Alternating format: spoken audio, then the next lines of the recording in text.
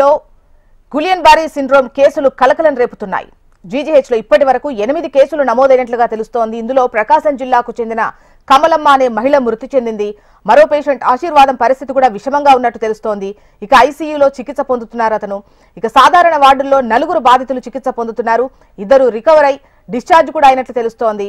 ఇప్పటికే జీబీఎస్ పై అప్రమత్తమైన ప్రభుత్వం ఈ తరహా కేసులపై అప్రమత్తంగా వ్యవహరించాలని వైద్యారోగ్య శాఖకు ఆదేశాలు జారీ చేసింది. డీటెయిల్స్ మనకు నరసింహారావు అందిస్తారు. నరసింహారావు, ప్రస్తుతం జీజీహెచ్ లో ఎన్ని కేసులున్నాయి? గుంటూరు జీజీహెచ్ దగ్గర మనం ఉన్నాం. ఇందులో భాగంగా మనం చెప్పుకుంటే కూడా ప్రస్తుతం అయితే గుంటూరులో జీబీఎస్ ఏదైతే ఉందో ఆ వ్యాధి కలకాలం రేపుతుంది. ఇప్పటికే జీజీహెచ్ లో 8 కేసులు నమోదయ్యాయి.